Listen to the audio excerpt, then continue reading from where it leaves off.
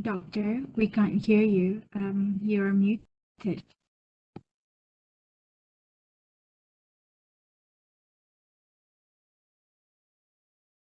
Oh my God, why didn't you tell me? I've been right. Since when you didn't hear me? Since the beginning. From the beginning, Doctor. Why didn't you tell me earlier? I thought I'm already unmute. Okay, never mind. So let me repeat once again. Yeah. Um. Okay. Oh, the main reason is because of you can't really see me. Yeah, because of the laptop that I'm using. Okay, never mind. Sorry about that. So I'm going to repeat. Right. I've been talking like almost 10 minutes actually. Okay. So last class we covered about the introductions of the port tariff. We also covered about the ship dues, right? So the charges or the fees that will be charged based on the ships, yeah. And then we also covered about the good use, right? Depending on the types of the goods that being handled as well as being carried by the ship, right? Okay, and then the third one, the third types of tariff that we covered was the passenger dues, yeah, passenger dues or passenger fees, right? So this is basically this is associated with the passenger ships, which is cruise ships as well as the ferry, but the main focus would be the cruise ships, right? Because the size of the ships is it's bigger than the size of the ferry, and then it's basically a deep sea oceans movement compared than the ferry, because most of the time ferry for the coastal movement, yeah. And then what we're going to do today is definitely we're going to cover the other charges, right? Or also known as miscellaneous charges. So these charges, it's not, it's other than, yeah, it's other than the ship dues or ship charges, good charges, as well as the passenger charges. Yeah. Okay, but I'm not going to go in really, I mean, I'm not really going to explain to you in detail, right, for each of the miscellaneous charges, but I would prefer go go through, right, what are how many are there and what are they, right, briefly. Okay, warehouse or transit sheds rental is one of the miscellaneous charges, right? So what's the difference between warehouse and transit sheds rental? So these two, the difference is basically in terms of the size. The size of the warehouse is bigger than the size of transit sheds, right? So it will be only charged when it is being used, right, by the port users, regardless where they are coming from, whether from foreland or from the hinterland, right? So I think it will be much better for me to record this one, so at least. This meeting is being recorded.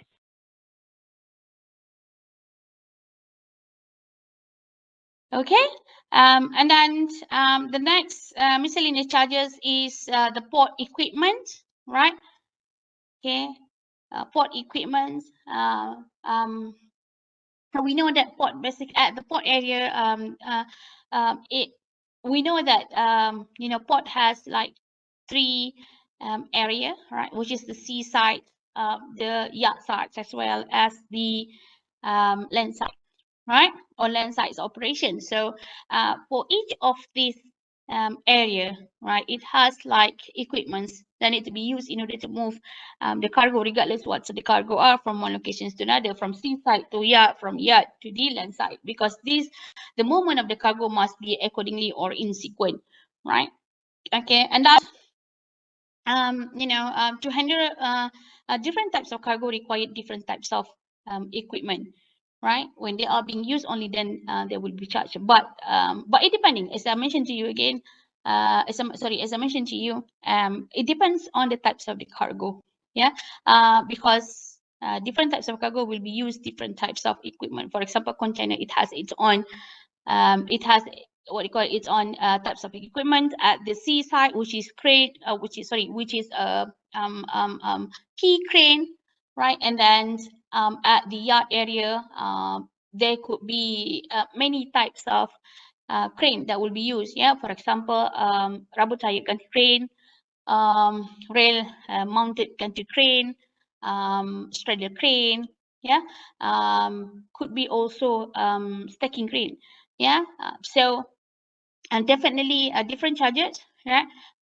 Definitely different charges or different fee will be charged according to the types of the equipment, yeah, because of the cost, yeah, the what you call the actual cost to purchase the equipments as well as the maintenance cost, yeah, will be different according to the types. Okay, so but it will only be charged, yeah, when it is being used, yeah. Okay.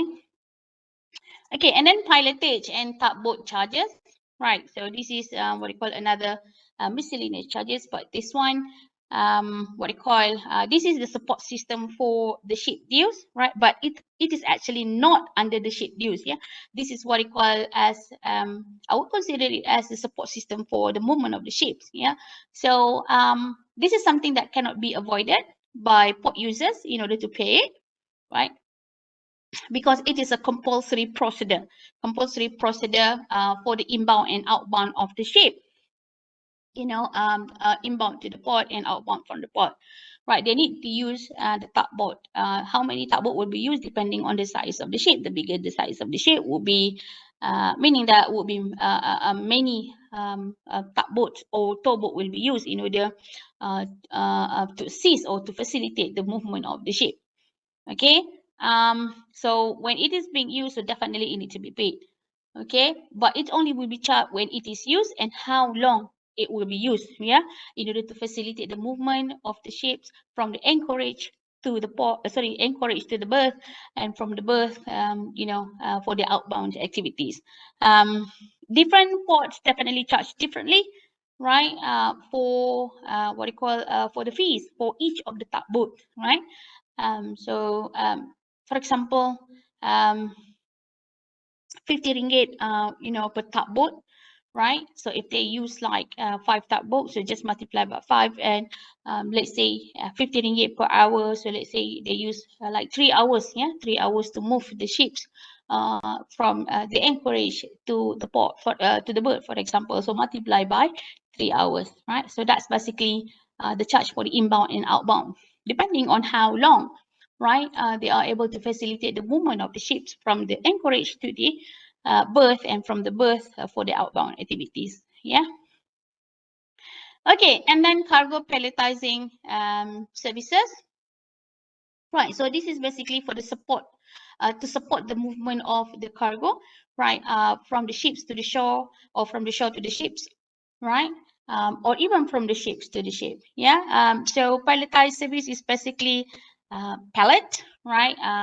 That will be used, what I call, to support the movement, right? To support the movement of the cargo from one location to another. Only when it is being used, right, then you need to be paid, right? And then removal of refuse. So this is more on the disposal, what I call disposal from the ships in particular, right? Because the ships, you know, it's sort of, you know, it has kitchen, something like that.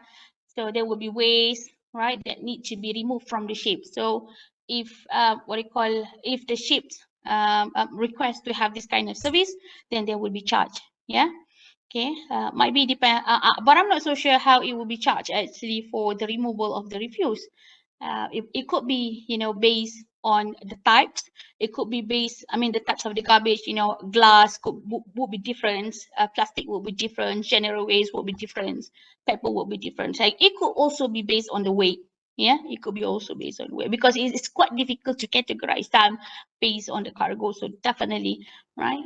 But I'm sure that it will. I'm pretty sure that it will be based on the weight, right? The weight as well as the types of the garbage, right? And then other than that, right, fire service, right?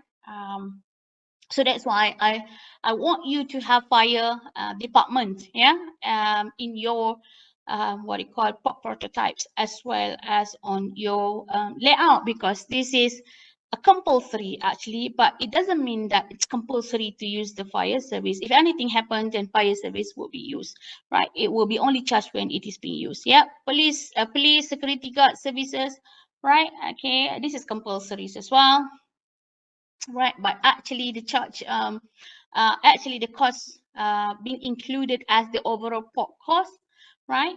Okay, but of course, definitely, we are not saying it that well, it will be based on certain things. Yeah, in reality, it's already being added as one of the what you call port costs. Yeah.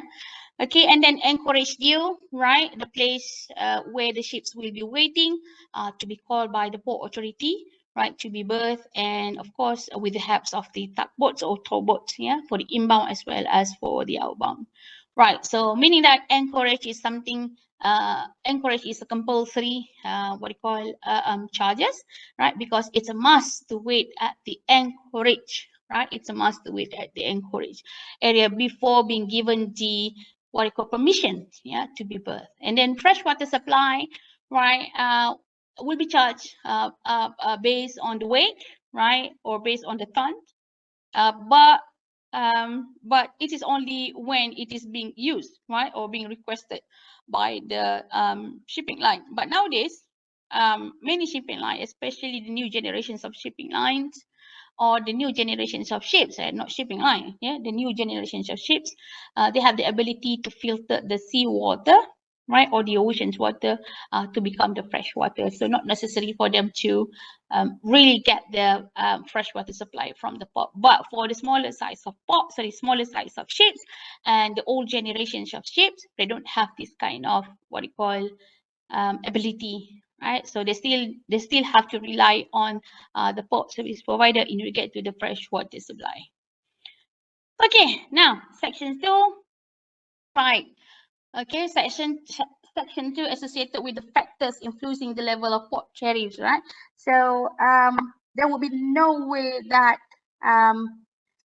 each port around the world have identical charges, yeah, identical charges or identical fees. I mean, in terms of how much, right? How much it will be charged by the port user, by the port service provider to its port users, right? But the types of the port tariff, more or less, they are quite the same, right? For example, ship dues, good dues, passenger dues, yeah. So every single port, every port in the world, right? So these are the main thing, right? This is how they're going to, this is how they generate the money. This is how they are making money, right? Collecting the money from these types of charges, yeah. But of course, how much, yeah, how much fees will be imposed differ from one port to another. There are factors that influence, right? There are factors that influence the different prices or the different fees or the different pricings or the different charges that being imposed by a port service provider to its users, regardless where they are coming from. I mean, whether they are from Poland or from the hinterland. Right. And then I should address here, or I should stress out here that these factors, right? These factors doesn't mean that they are solely the factors, or they are the only factors that basically influence the different prices that be the different prices of port charges. Right. The influence of this factor basically can be seen in terms of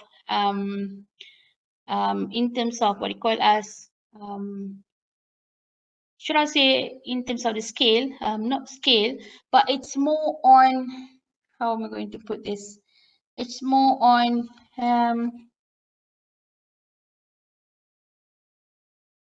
what's the right word? I'm looking for the right word actually to depict that. It's not the scale, or more to what extent. I mean, I think I would say this way: the impact, right? The impact of this factor might be having different effect, right? Some of the factors might be having a huge impact to the price differences, while the other might not having a big impact, right? To the different port charges. So what I'm trying to say is the factors that I'm going to explain to you here. They are not in sequence. They are not accordingly, right? They are not in ranking basis, right? Okay. Some port might be considered this port, right, as the main factor that make them that make their port tariff, right, higher than the other, while the other might be thinking different factors that contribute the different prices or the different tariff or charges being charged to port users, right? Okay, so in other so meaning that they have their own justification why they are having different what you call prices, yeah, different prices. Some of the port the difference not really significant or not really obvious, while the other quite significant. Yeah? For example, if you still remember the graph that I showed to you, right, this one, right? So this is what you call the good dues, yeah, or the good charge. So the good charges or the good prices, right? So Hong Kong and PTP compare. If you look at here, right, Singapore, Singapore, PTP, Klang, right? So these three, what I call these three ports, right? Okay, ports in Malaysia as well as ports in Singapore, right? Neighboring ports. The charges, yeah, the charges being imposed by these port service providers, they are not really, I mean, the differences, yeah, the differences not really significant, right? So meaning that they are quite, I'm not saying that they are absolutely or identical, right? But what you call the differences of the charges are not really huge, right? Compared than Hong Kong here, right? So the price charges higher compared than the other ports in the Asia region. Not to mention, you know, at the port in the other part of the China, especially the Shanghai. What else? You know, there are so many ports in China. I can't even name it right now. Okay. So let's see what are the factors that basically influence the differences of charges. Yeah, one of the factors is the competitions in its many form, right? Competitions. Yeah, every single port they are competing each other, right? Try to get what you call the same users, right? Whether it is from the foreland or from the hinterland area, right? Especially when the ports are adjacent to another. So there is a possibility that the port user will simply, you know, will choose one of them, right? And not to mention that if the port, you know, providing the same services, right? Or in other words, they are the general port, right? So port user have what you call as the purchasing power parity, right? The purchasing power parity, which ports that they want to go, right? Whether A or B, right? Although the what you call the charges, you know, are being charged differently, right? So they will look at other elements as well. Yeah. Okay. Okay. Locations. Yeah. If they are adjacent, so they are. I mean, in terms of the price, they cannot. I mean, the difference of the price or the charges cannot be really obvious, so they have to play around. Yeah, they have to play around with the charges being imposed by what you call the competitors. Right? So that's why if you look at the graph that I've showed you just now, right, Singapore Port Authority and Port of Tanjung Pelepas, they are very adjacent, very close to each other. Right? It's just a matter of it's just a matter of that Port of Tanjung Pelepas. It's a little bit what called as not remote. Yeah. It's a little bit you know, on the left, something like that, on the left, right, on the left of the map. And then if the ships, you know, wants to go to the Port of Tanjung Pelepas, they have to make like a bit deviations compared to the Port of Singapore Port Authority. But both of them, you know, located at the main maritime shipping lanes. Yeah. Okay. So the location. Okay. Other than that, it is said that if the port closer to the main maritime shipping lane, right?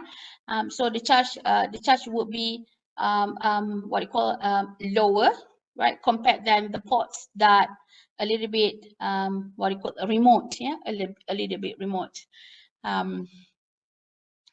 Okay, and then the second factors that influence, right, the different charges is the nature of the product.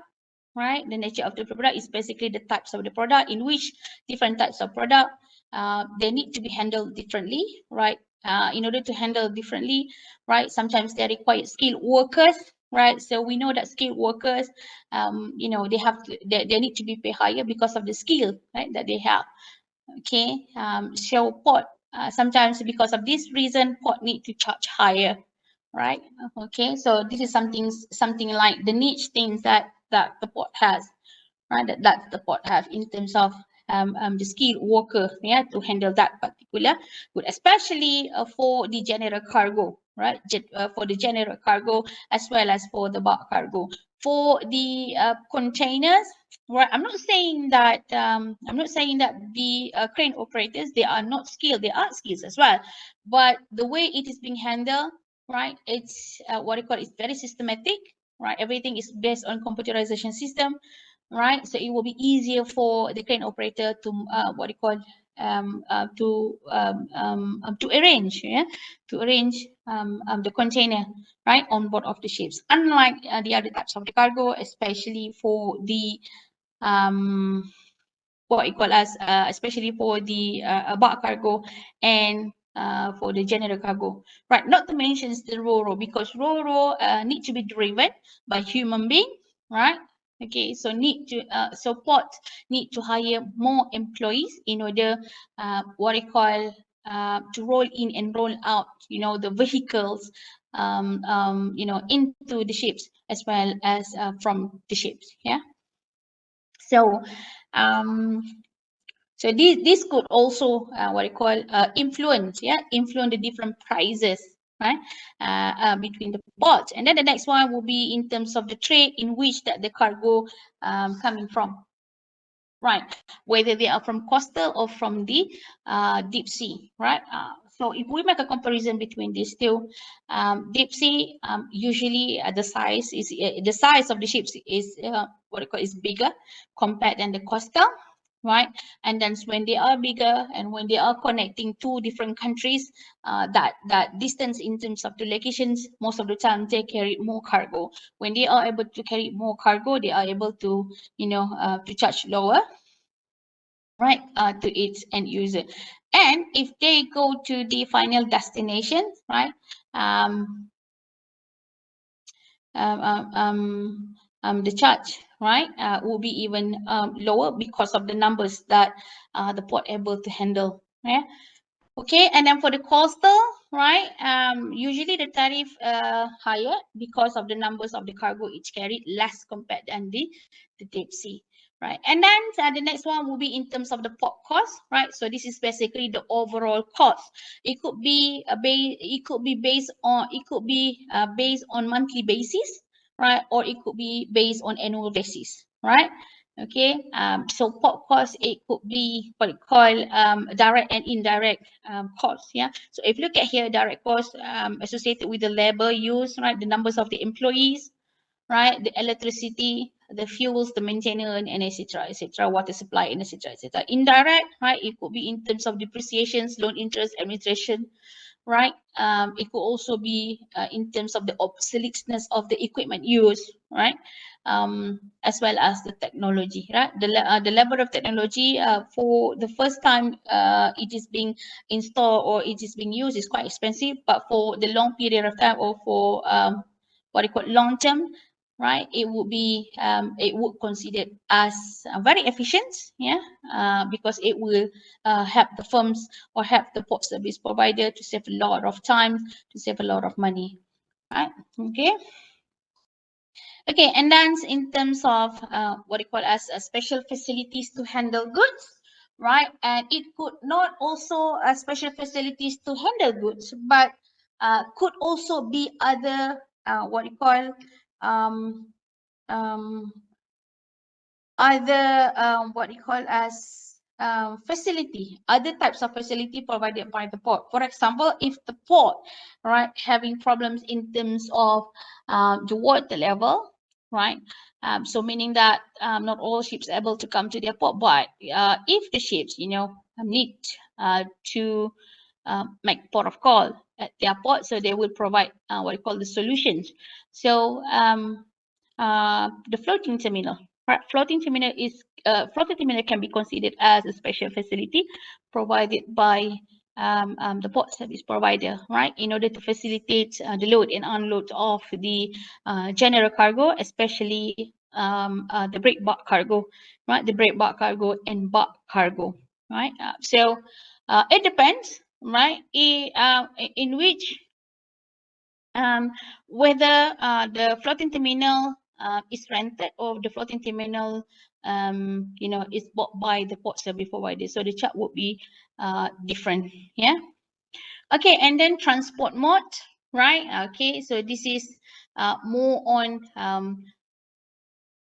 what I call this is not what you call as the different mode of transportations, yeah, not the different mode of transportations, but it's more on the types of the ship, right? So it should be written as the types of the ships, yeah. Different types of ships, yeah, definitely will be charged differently according to the GRT, right? What you call the heavier, right? The heavier the ships, right?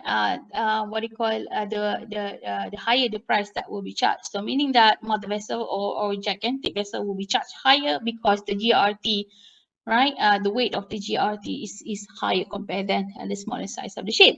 Okay, not only because of the GRT, and then so the use of the berths as well. Yeah, the bigger size of the ship. We know that the size more than 200 meter long right nowadays is like 400 meter long, and it could be even longer, right? In 3 to 4 years time, because we know that every year new generations of ships being built, being developed, you know, by the ship builder upon request by the ship owner or the shipping line. So what do you call the general size of the boat is 200 meter long. So if the size of the ship is 400 meter long, meaning that a more berth, right, required to be used. So meaning that not all what it called as ships, yeah, have the opportunity to be called by the port service provider or the port authority, right, to be berthed at the berth, right, or at the port because of the numbers of the berths that being occupied by the bigger size of the ship, yeah. And then of course the equipment, yeah, that need to be used for the different sizes of the ship. Bigger size of the ship, so they might be required more more handling equipment, yeah. So the general could be 2 or 3 equipments to load and unload of the cargo boat. Because given that the size of the ships is bigger, right, perhaps more than 3 or even 4 or 5, yeah, need to be used in order what you call to load and unload of the cargo, right? Okay, exchange rate variation, right? So this has to do with the currency exchange. It says that if you look at here, it says that the exchange rate which are weak can attract traffic against those which are strong, right? So meaning that the exchange rate, this will be advantage to the shipping lines, right? I mean to the owner of the shipping line or the ship owner that have what you call a stronger currency. But as I mentioned to you earlier, right? These factors is only what you call this factor. Yes, they are what you call as factors that influence, but to what extent? Yeah, to what extent the effect? Right? To what extent the effect, or to what extent its affect the differences of the price charges? Sorry, the differences of the port charges, right? Might be small, might be low, and higher, or might be might be low or higher. Right, I think that's what you call the appropriate word that I should use. Right, so exchange rate variation, although it says that stronger ship owner that basically having stronger currency, right? They might be you know they might attracted, yeah, they might attracted to what you call to the port that basically having weak what you call currency exchange. Yeah, this could be true, but that's not what you call as a factor that would be considered by the shipping line when they want to make port of call, right? It could be, right? It could be, but not all shipping line would what you call as make it as the priority, right? Different shipping lines, they have different preferences whenever they want to make port of call, right? But this also could be, right, the reasons, right, that make the difference in terms of the prices that being charged by the port. If the shipping line make a comparisons, yeah, if they convert their currency with the currencies of the port service provider between port A and port B, right? And then let's say they found out that port B is even cheaper, right? Compare than the port A, right? So again, right, it's not really a huge what you call role played by the exchange rate, but still, right, the selections of the port depends on the shipping lines, right? Okay, but it's not solely about the exchange rate. Okay, and then okay, so and then the next factor would be associated with the statutory control and subsidies, right? So this is more on the owner of the port, yeah, whether it is owned by the government or it is owned by the private sector. So we know that ports that owned by the private sector, usually the charge will be higher, right, compared than the public port, right? Because we know that what you call as public port, yeah, or private firms, yeah, the main focus is what you call as profit, right? Profit. So so when they concerns on profit, definitely they're also concerns about the efficiency of their operational activity. So when the operational activity, right, considered as efficient, right, so the charge would be so they're going to charge higher, yeah. Okay, not to mention that the skill level that they are having, right? So other than that, the flag discrimination, right? So flag discrimination. So this is what we can call as discriminate, right? Discriminate. Okay. Discriminate again. What you call discriminations between, right? Local ship owner and foreign ship owner, right? So definitely, port service provider, they what you call they bias, right? They bias on the local ship owner compared than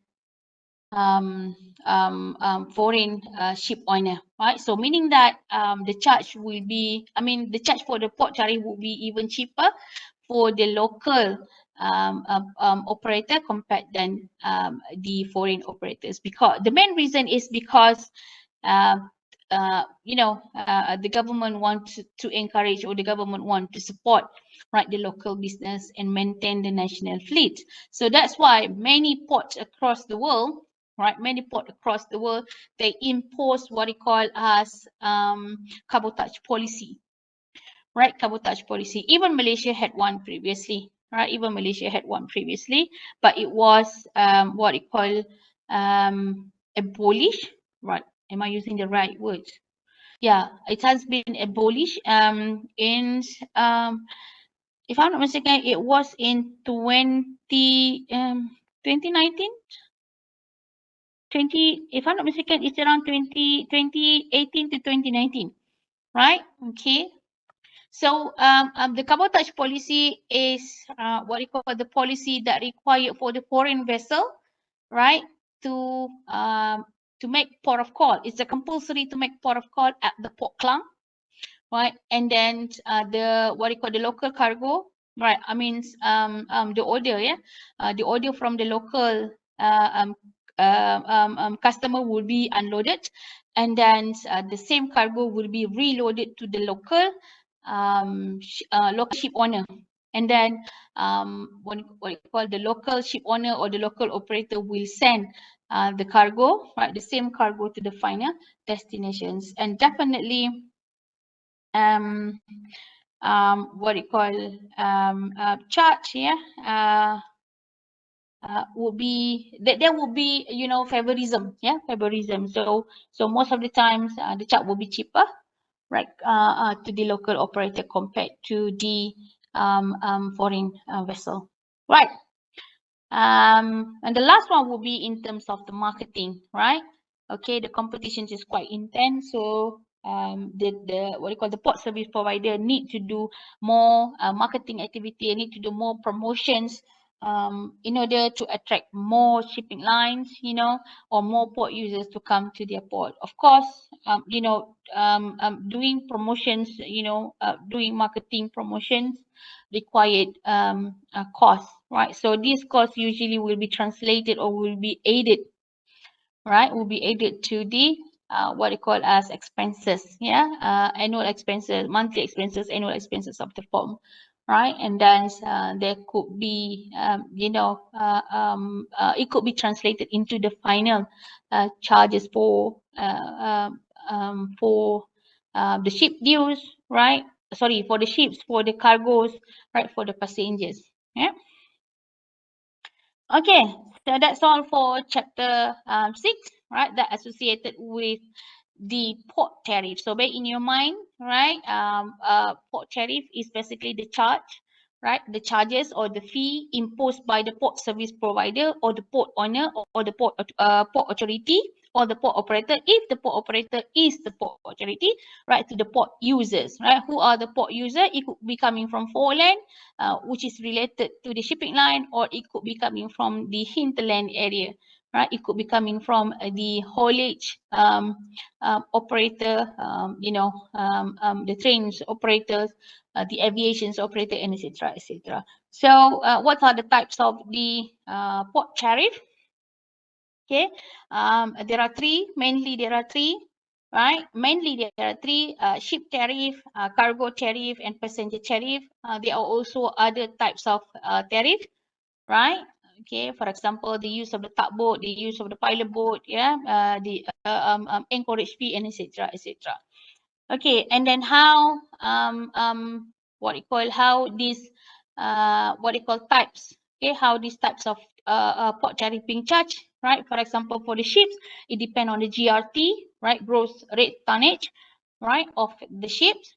And then for the cargo, it depends on the types of cargo, right? Whether it is container, whether it is bulk, whether it is break bulk, or whether it is ro-ro, or whether it is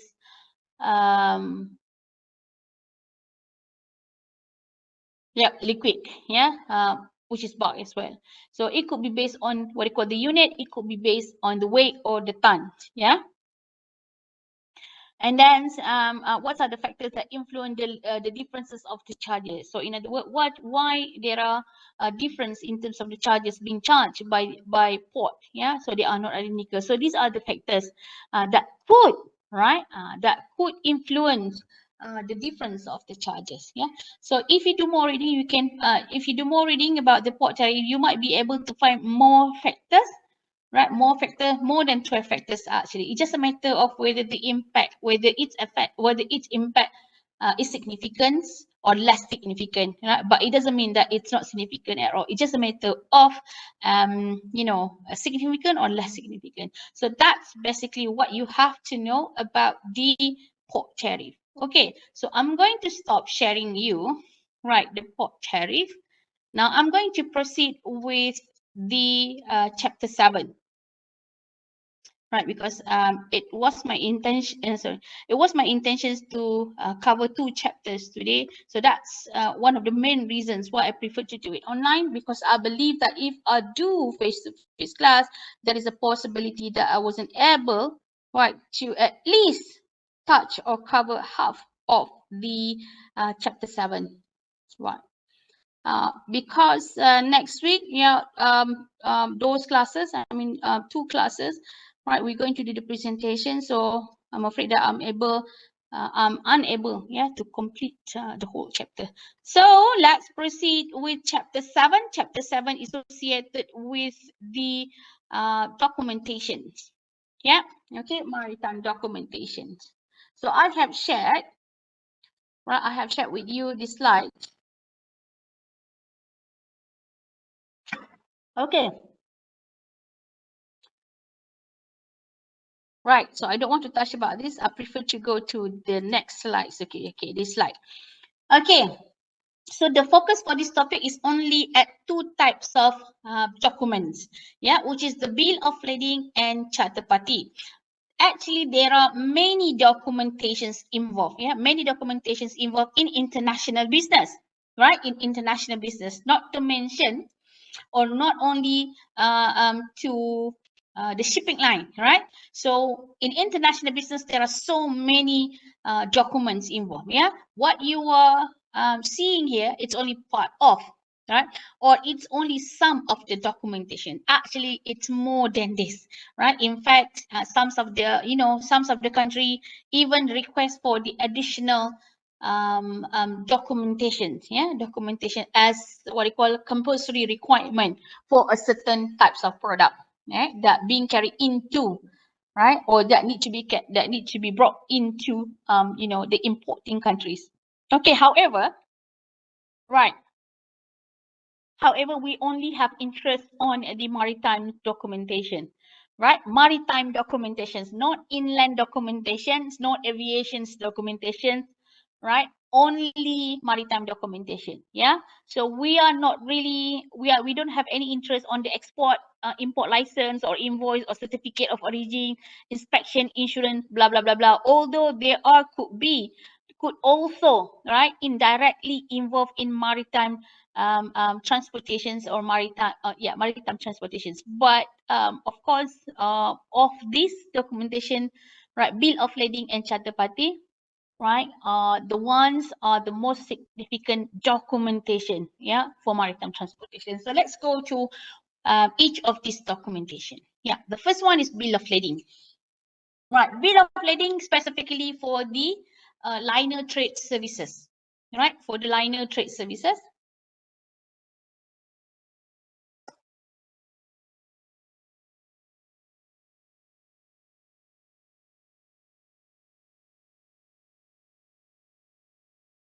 Okay, for the liner trade services. So I'm assuming that you know what liner trade service is, right?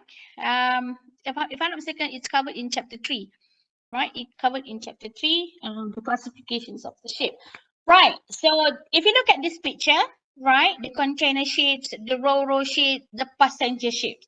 So these ships fall under the category liner trade service, in which they have regular schedule, right? Regular schedule. They have fixed port of call. They have fixed name for the port of departure or port of departure or port of loading. Yeah. Okay.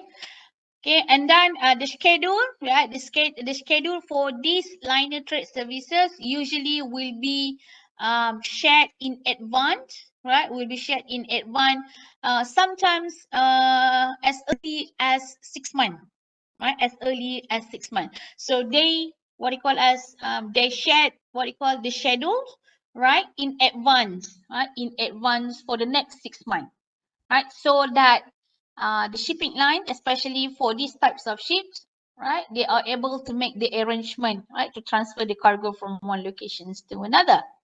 Right, so let's go to the bill of lading. Right, what is bill of lading? I believe that you are quite familiar with the bill of lading, right? Especially when you are undertaking, or I think international logistics is a compulsory course, right, that need to be undertaken by international business student. But I'm not so sure for the INTAF student. But for international student, yes. Sorry, not for international business, yes, it's a compulsory, right? Compulsory. It's core course, right, that need to be registered by the international business students. So you came across, or you will be so I shouldn't say that you will be. I think that you came across, yeah, with the bill of lading.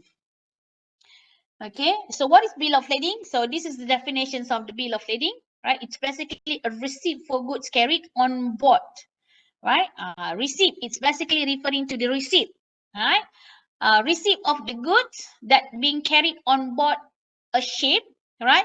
And it would be signed by the persons or agent who contract to carry them. So this is referring to the carrier, right? To the carrier or the shipping line, right? In which it indicate the terms, right, that the goods were delivered to and received by the ships, right? Okay, so that is the bill of lading, right? It's basically the receipt, right? The receipt. Okay, between whom? Between the shippers, the freight forwarders, if the shipper relying on the freight forwarder, and the carrier or the ship's owner or the shipping line. Yeah. Okay, so this bill of lading is quite important, right? Not it's quite important, but it is important, right? It is important to facilitate the international trade and transportation.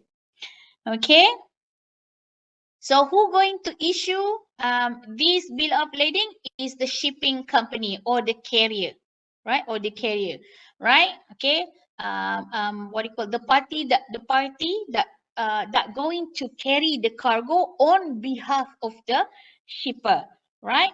Start from the port of departure to the port of destination. Yeah.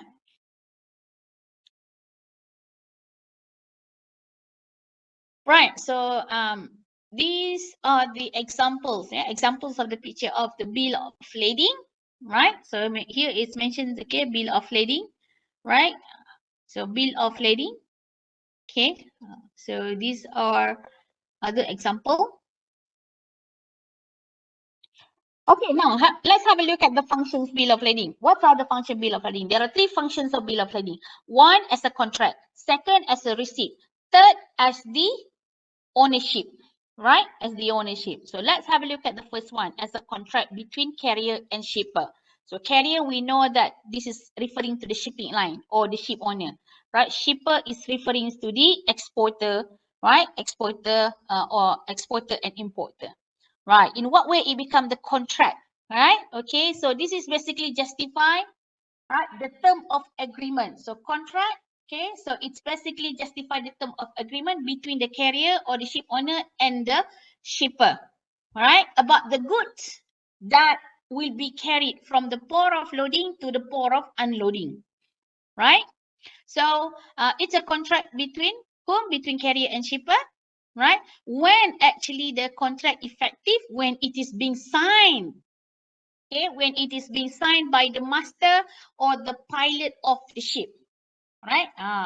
But okay, when it is signed by the pilot or master of the ships, indicate that they are receiving the goods, right? Okay, by this party, okay, the types of the good, they are in good, whether they are in good conditions or not, right? Whether they are what do you call, having the identical quantity, right? Okay, identical quantity that stated on the bill of lading and the one that being loaded on board of the ship.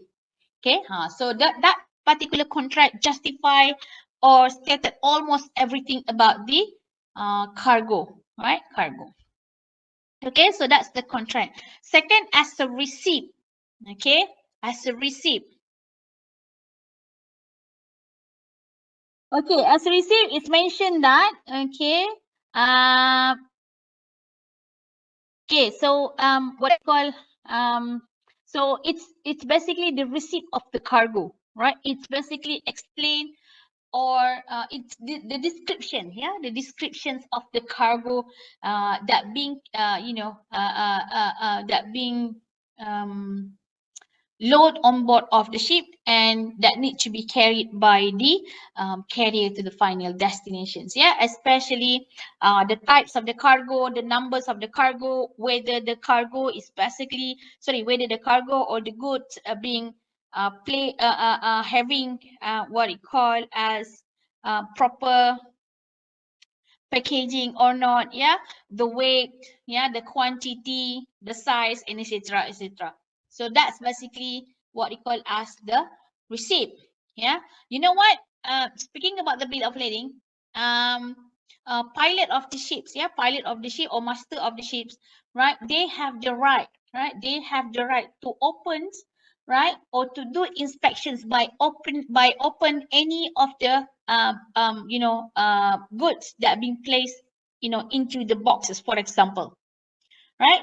So because it's quite important for them to do sort of inspections, but this is not something that will be done regularly by the master of the ships or pilot of the ship, yeah. But if they want to do, if they want insist to know what actually whether the names of the good written on the bill of lading exactly the same with the good that they are carried, yeah. Okay, sometimes it's quite what you call sometimes sometimes it will be much better for them to do sort of inspection just to make sure that they are not carrying, you know, goods that could harm, yeah, that could harm the ship, that could harm the port, that could harm the crew, right, as well as the other cargoes on board of the ship, right? Okay, and then the last one will be as the evidence of the ownership. Yeah, who basically the owner of the cargo. But this one is depending on the types of the bill of lading, right? Okay. So meaning that whoever able to show the what you call the original bill of lading or the copy of the bill of lading, right, to the ship owner, right, or to the carrier, right, or to the shipping line, meaning that they are able to claim the cargo, and of course they are the owner, right, the owner of the cargo. Not necessarily meaning that the individual owner, but sometimes could be the representative of the company, right? Okay, so that any untoward, any unwanted issue can be avoided. Yeah, can be avoided between the two parties. For example, you know, for example, any pilferage, any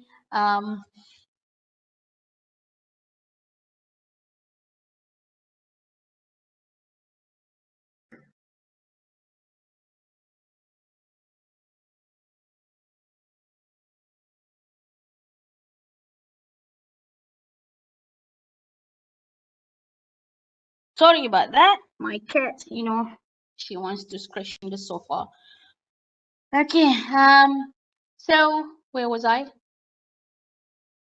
Right. So any untoward issues can be avoided. So any pilferage, any robbery, any actions by irresponsible persons can be avoided. Yeah, can be avoided.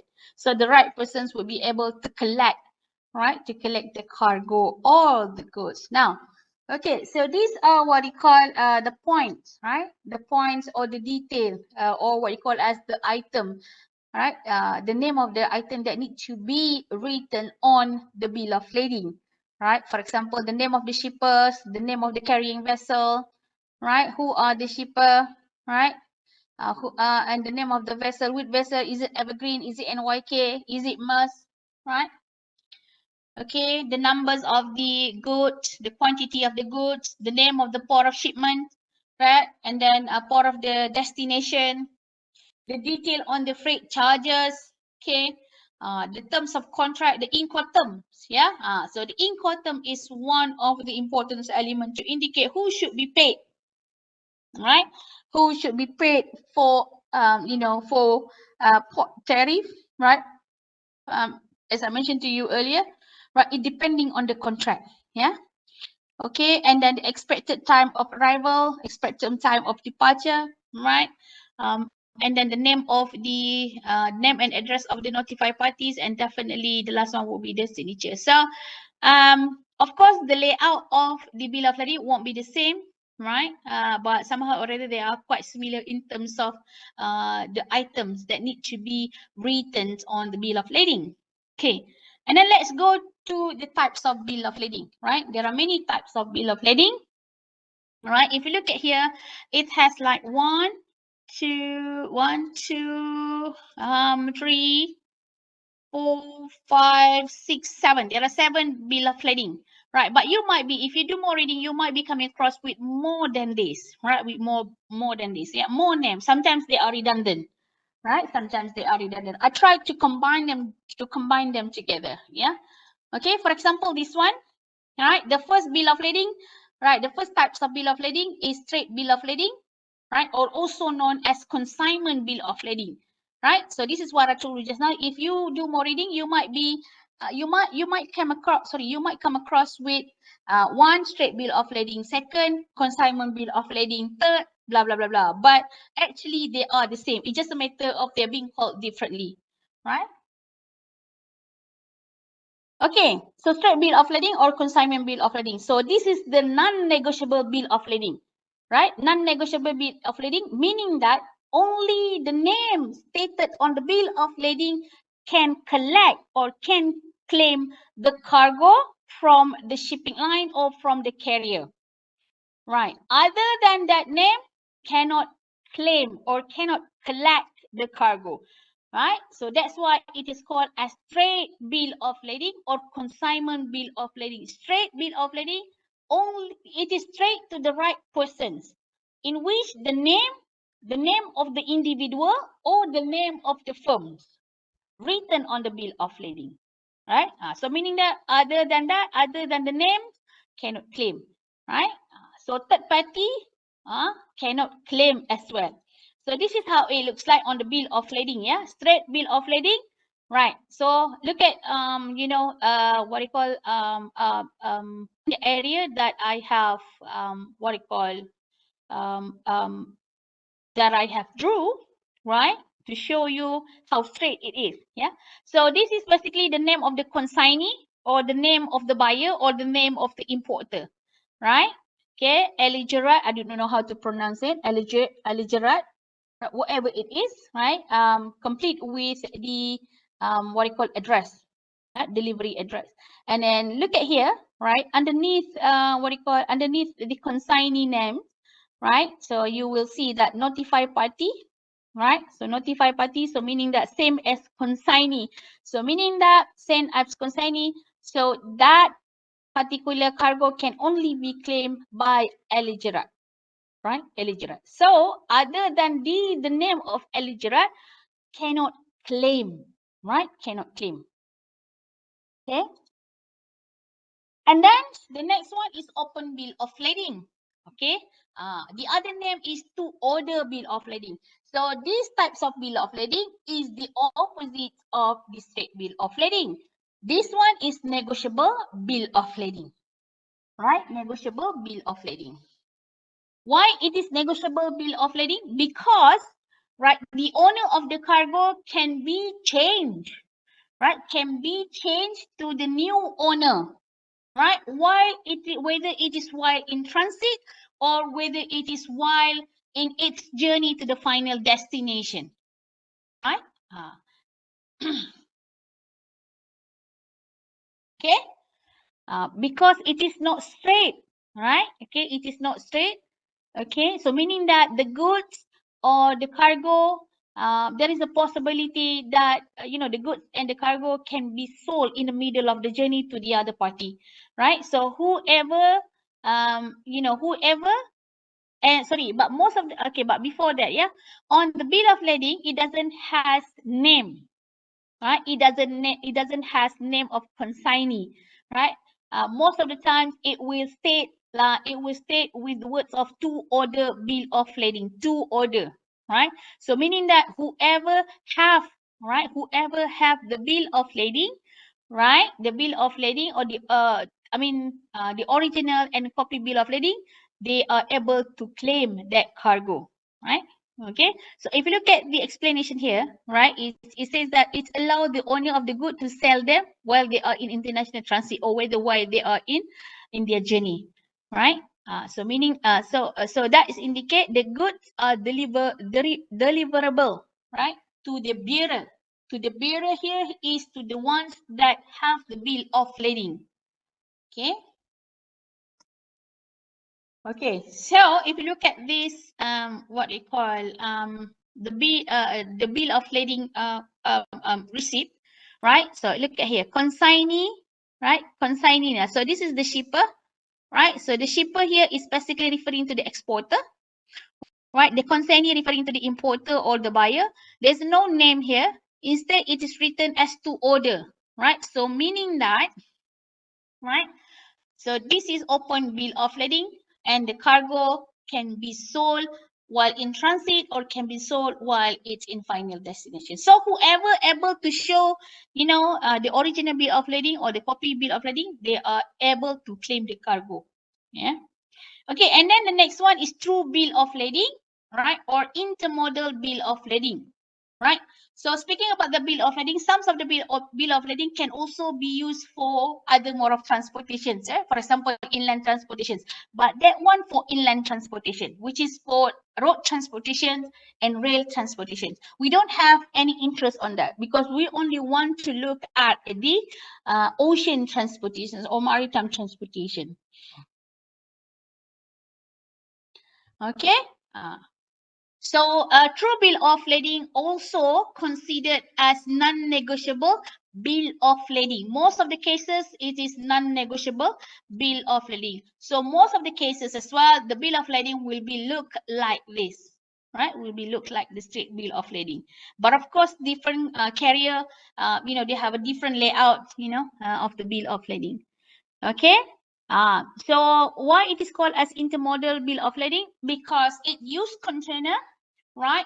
The main the main exporting packaging is the container, right? So the container can be carried by different mode of transportations, not only sea transportations but inland transportations as well. But it's not solely. It's not solely or it's not only for the inland. It's a combination of mode of transportations, or in other words, the use of more than two mode of transportation, which is ocean transportations and the use of at least two mode of transportation. It could be oceans and inland transportation. It could be ocean, aviations, and inland transportation. Most of the times, the container will retain. The container is the same container, but it will be carried by different mode of transportation. Yeah. So that is true bill of lading or intermodal bill of lading. So this one, although the container being carried by different mode of transportation, but only single bill of lading will be used. So meaning that only one bill of lading will be used, and usually it will was it released, right? Issue, sorry. So it will be issued by the shipping companies, right? By the shipping companies as well. Okay, so that is a true bill of lading or intermodal bill of lading, right? Ship bill of lading, or also known as on-board bill of lading. So this indicate, these types of bill of lading indicate that indicate that the goods have been arrived at the port of loading and have been loaded on board of the ship, but it's not being shipped yet, right? It's not being shipped yet, right? So it's basically an indication, right? Indications to say that, okay, the carrier or the shipping line already received already received the cargoes, and meaning that the cargo is already on board of the ship, already being loaded on board of the ship. So it is called as ship bill of lading or on board bill of lading. Right. Okay, and then the next one is the transshipment bill of lading.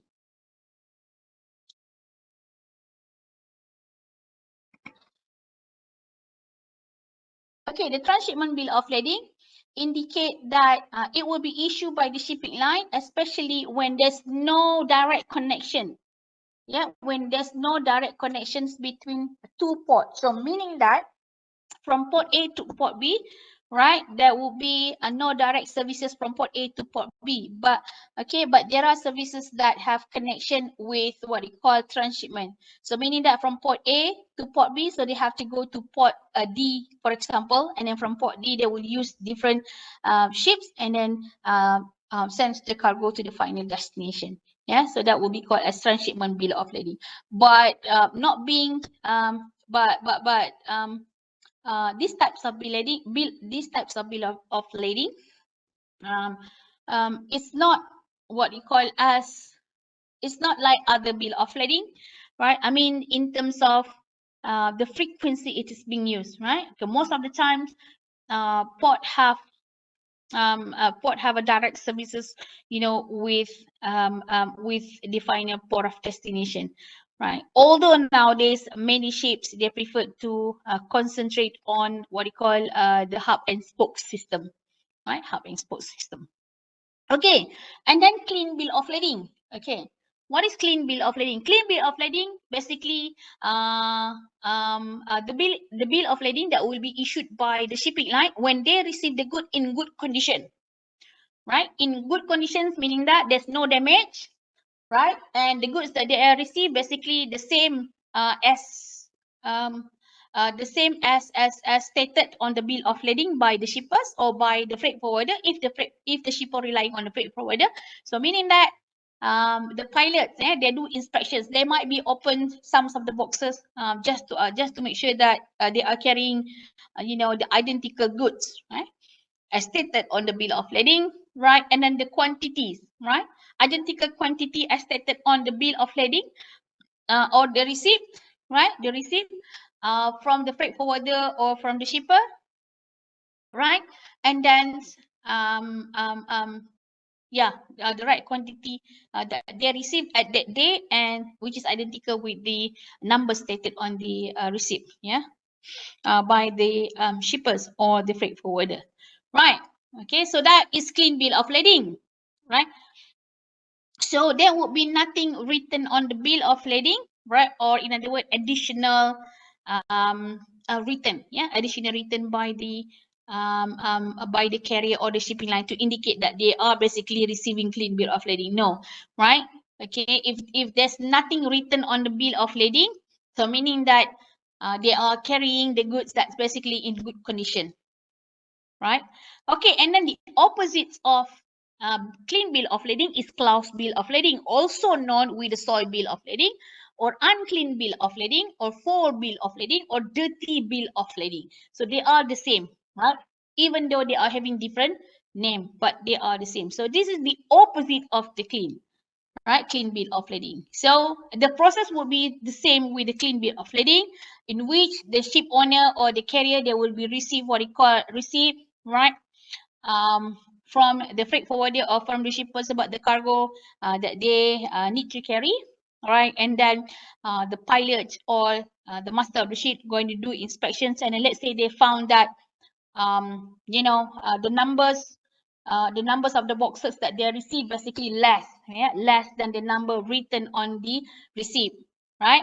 Okay, or they found out that the cargo they receive not in good packaging, or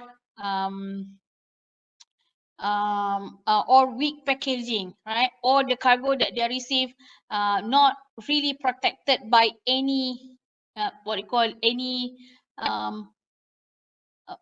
not being well protected, right? So meaning that there's no packaging at all, right, to protect the cargo. So when the master of the ships or the master of the ships or the pilot of the ships, if they found that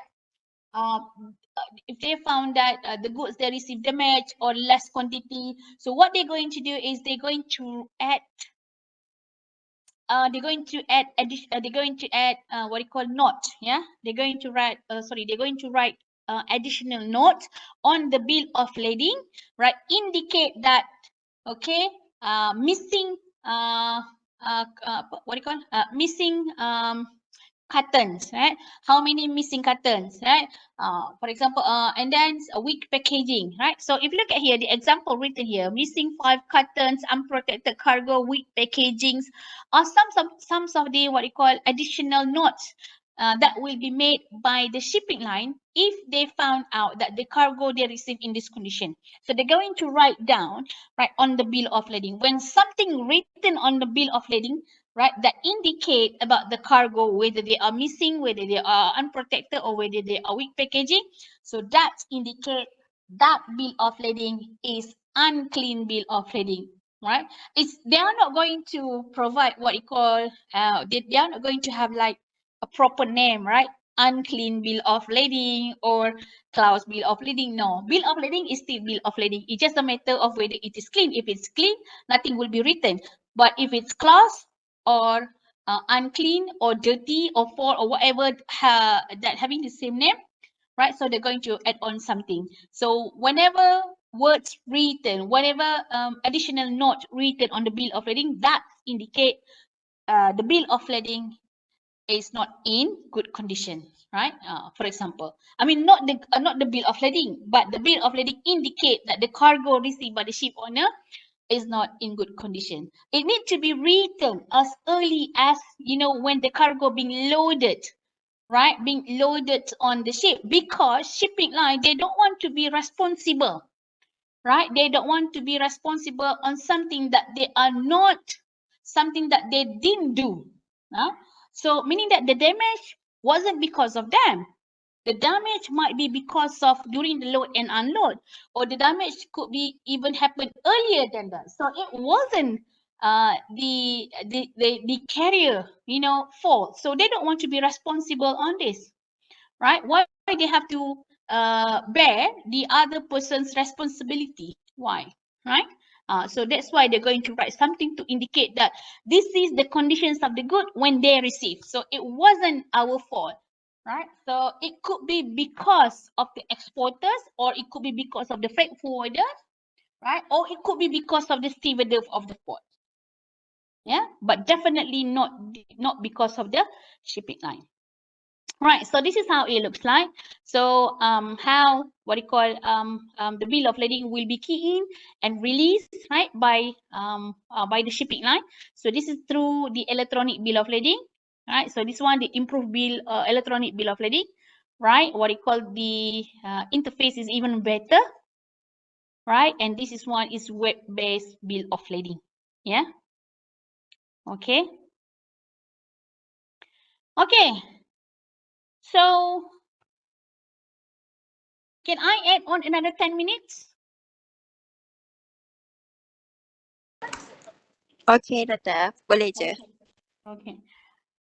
Thank you very much. Okay, so that was about the bill of lading. Now we move on to the second second documentations in maritime transportation, which is third party, which is charter party, right? Charter party.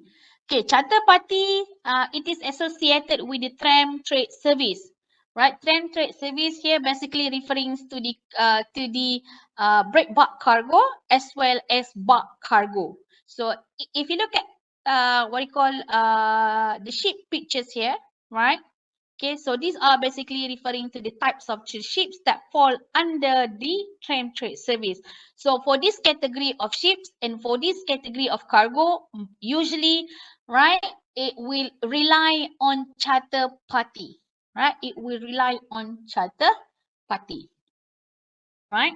So this is the documentation, right? They are not going to use the bill of lading because the bill of lading for different types of ships and different types of cargo, right? Charter party would be for different types of cargo and definitely for different types of ships, right? So let's have a look. What is charter party and what is charter? Okay, charter party is basically a contract, right? Okay. If bill of lading, right? What you call the general definitions of bill of lading is as a receipt, right? It is the receipt. This is the receipt, right? And then the roles of the bill of lading, definitely one is as the receipt, second as the ownership, and third as a contract. But charter party, right? It's solely about the contract, right? Okay, the contract between the ship owner and the renter, right? Renter. So renter here referring to the charterer, right? So meaning that the ones that rent the spaces, the whole spaces of the ships or some of the spaces of the ships, right? Usually NVOCC, nuns and NV, nuns, what's non-common vessel operating something like, let me find the correct what you call name, I mean the full name for that particular abbreviations. Okay, NVOCC.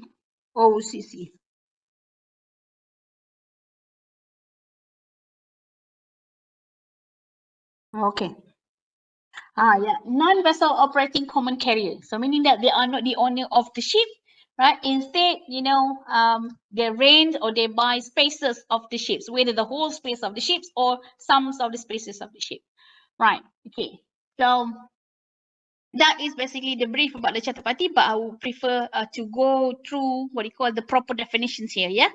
Okay. So charter party is a contract in which the ship owner, right? In which the ship owner, right? Owner of the ship agrees to place his vessel or part of it at the disposal of a third party, right? So meaning that they allow, right? The ship owner allow the third party, right?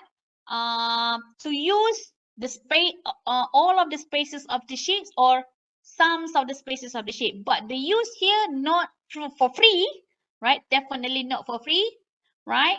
Okay. But they're going to, but the charterer going to make money, right? Make money from what you call the use of the spaces allowed by the ship owner. Okay. And then for carriage of good for which he received a freight per ton cargo, or to let his vessel for a definite period or trip for which a hire is paid. Right. So this is the contract between the renter. So the renter is basically referring to the charterer and the owner of the ship. So a contract between charterer and ship owner, right, about the use of the spaces of the ship, whether the whole spaces of the ships or only some part of the spaces of the ship, but most of the time all of the spaces of the ship. So meaning that the whole ships, right, the whole spaces of the ships will be rented, right, or will be used by the charterer or the renter. So here, right, underneath the charter party definition is the charterer definition. Right, it is the legal person who has signed a charter party contract with the owner of a vessel and thus hire or lease a vessel or a part of the capacity thereof. So the charterer here, also known as NVOCC, right? NVOCC. So NVOCC, as I told you earlier, non-vessel operating common carrier. So meaning that these charterer, they don't have their own vessel. Right, they don't have their own vessel, but they are the business, right? Their business related to the what do you call related to carrying the goods, right? But they rely on the ship owner. Okay, but okay, they are not the freight forwarder, right? They are not the freight forwarder. They are shipping lines actually, right? They are shipping line. It's just a matter of that they don't have their own vessel. Right? Okay. Okay, so well, I couldn't find the new what they call as a picture about the or image of the charter party. It's quite difficult to find, you know, how the contract looks like. But I believe that it's more than this, right? It's more than this. So this picture is basically to show you, right? You know, it could be looks like this, but in reality, I don't think so. Right, because it's unlike the bill of lading. Bill of lading is more of like the forms, yeah. But charter party, it's a contract, and of course, when it is about the contract, there will be a lot of things that will be written on that particular contract, especially with regards to the responsibility, right? The terms, what you call the terms and conditions, and the responsibility in terms of who should be paid for these types of tariff and who should be paid for these types of tariff, whether it should be paid by the ship owner or it should be paid by the charterer. Okay. Okay, speaking about the charter party, right? There are two types of charter party. One is demised charter party, another one is non-demised charter party. Right, demised charter party, also known as bareboat charter party. Look at this one. Okay, look at the bareboat words. Right, we know that bare, right, the word of bare without the boat, right? So it's sort of naked. So meaning that these types of what you call charter party indicate that the renter or the charterer rent the whole of the ships without nothing, right? They rent the whole of the ship. The whole of the ships without nothing. Without nothing here meaning that without the cargo provided by the ships or without the crew provided by the ships. Instead, they are the ones, right, that need to find the cargo and the crew. So what the owner of the ship will do is only provide the ship, right? So the ship owner going to provide the ships, right, in naked form, right, bare, nothing, right? Only the ship. I'm going to provide you the ships, and now, right, I'm the ship owner. I'm going to provide you the ship You are the charterer, so it's your responsibility to find your own cargo. It's your responsibility to find your own crew. But I'm going to be the ones that are going to give approval for the selections of the crew, especially for the pilot or the master of the ship. Because the pilot or the master of the ships, right, are the ones that are going to maneuvering the ship. Right, maneuvering the ship from one location to another. They have the biggest responsibility over the ships. They basically have what we call as the full power, right? They have the full power over the ships. They can decide on anything. They can decide on everything when it comes to the ship. Right? So that's why it is very important for the ship owner to give the approval whether the crew or the ship, whether the crew of the ships or the seafarer, right?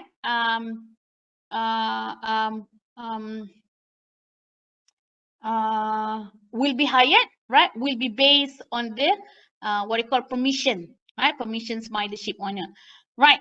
So if you look at the picture here, so this is how it looks like, right? Under the demise charter party, the ship owner will only provide the ship, right? In the contract, it says that, okay, the ship owner, I'm the ship owner, I'm only going to provide you the ship, right? You are the charterer, right? Or the renter, you are the ones that have to find the cargo by yourself, and you are the ones that need to find the crew. But the crew need to get approval, right, from the ship owner, right? Because the crew, all right, the human beings that are going to control the ship. So that is demise charter party. Non-demise charter party is the opposite of the demise charter party. There are several categories of the non-demise charter party. Right, so if you look at this picture, right, non-demise charter party, right, indicate that the ship owner will provide the ship, right, but not bare, but not naked ship, right, okay, but instead they're going to add the crew. So meaning that the ship owner going to provide the ship, and the ship owner going to provide the crew, right? So the charterer or the renter, they don't have to find the crew, and they don't have to get the approval of the crew, right?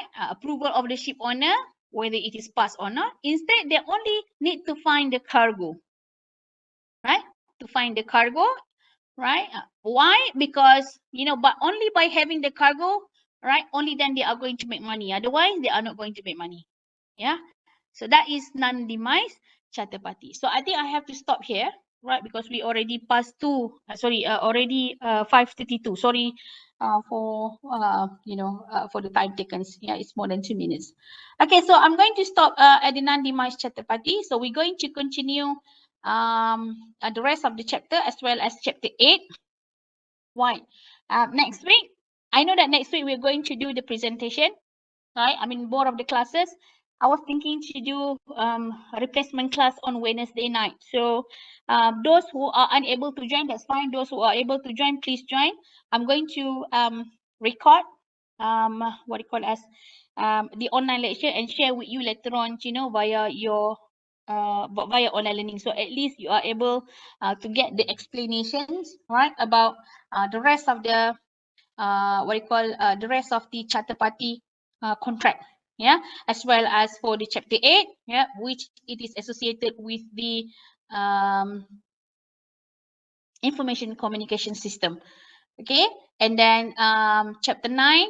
Okay, I'm going to share with you chapter 9 as well, but I'm not going to do any lecture because it's solely about the International Maritime Organization. So what you can do is you simply read by yourself. It's more on like facts and figure, right? Facts and figure about the roles and responsibility of the international maritime organizations that exist in this world. There are so many, but only some of them basically added for the chapter 9. So I want you to read by yourself for chapter 9, yeah. And then the last chapter will be chapter 10. That will be covered the last day of our meeting, which is on 26th. Once we complete with the what you call as presentations, then I'm going to proceed with chapter 10. So chapter 10 is quite short, in which we are only going to look at the case study. So the case study will be given to you earlier, right? So have a look, read, go through first, and then we're going to go through. We're going to discuss about the case study, as well as try to answer some of the question. Yeah. Okay. So far that's all for today. I'm going to stop sharing this one, right? And then I'm going to share with you the QR code. Yeah. I'm not sorry for the earlier incident, in which you won't be able to hear my voice due to the mute, right, button. Okay. And perhaps because of I didn't on my camera. It was because I'm using Huawei. You know that Huawei, the camera is basically on the keyboard. So what you're going to see is my nostril instead of my face. So it's very uncomfortable for me. Sorry for that. So never mind. I'm going to share with you the QR code. So please scan your attendance. Yeah. See transportation.